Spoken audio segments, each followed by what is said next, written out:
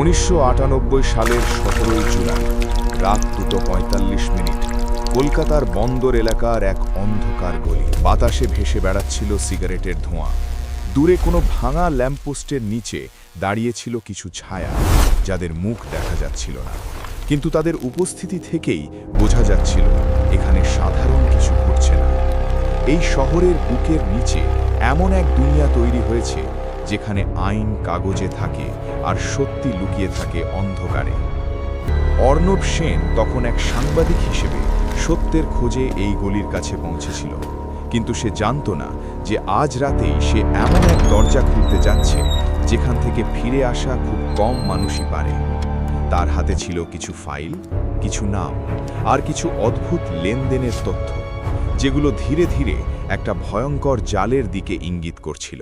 এই অন্ধকার জগতের মাঝখানে ছিল বিকাশ দত্ত, একজন এমন মানুষ যার নাম কখনো খবরের কাগজে আসে না, কিন্তু শহরের প্রতিটা বড় ডিলের পেছনে তার ছায়া থাকে। সে ছিল সেই সেতু যেটা অপরাধ আর রাজনীতির মধ্যে সংযোগ তৈরি করে।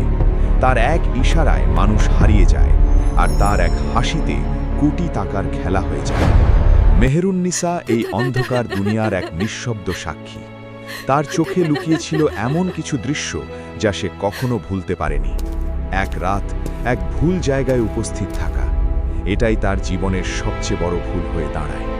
সেই রাতের পর থেকে সে আর আগের মানুষটি ছিল না।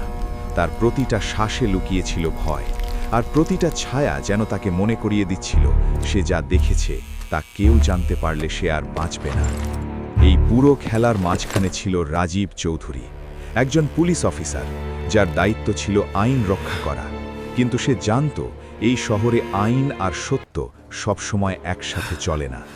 তার সামনে ছিল দুইটা পথ, একটা ছিল চুপ থাকা, আরেকটা ছিল সব কিছু ভেঙে ফেলা, কিন্তু দ্বিতীয় পথটা মানে ছিল নিজের সব কিছু হারানো। তার চোখের সামনে প্রতিদিন এমন সব ঘটনা ঘটছিল যেগুলো সে চাইলেও থামাতে পারছিল না।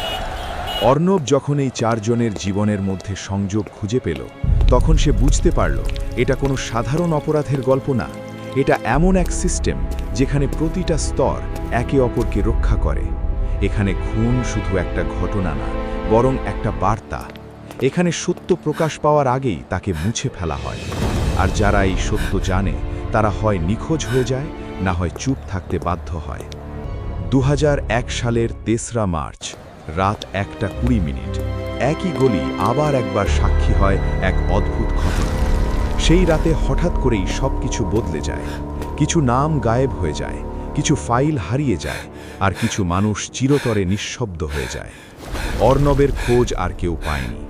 মেহেরুন্নিসার শহর ছেড়ে কোথাও চলে যায়। বিকাশ দত্ত আগের মতোই ছায়ার মধ্যে থেকে যায়। আর রাজীব চৌধুরী, সে এখনও ইউনিফর্ম পরে দাঁড়িয়ে থাকে, কিন্তু তার চোখে আর আগের সেই দৃঢ়তা নেই।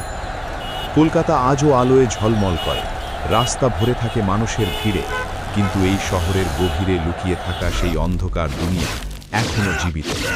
এখানে প্রতিটা হাসির পেছনে লুকিয়ে থাকতে পারে এক ভয়ঙ্কর সত্য, আর প্রতিটা নীরবতা হতে পারে একটা চাপা চিৎকার।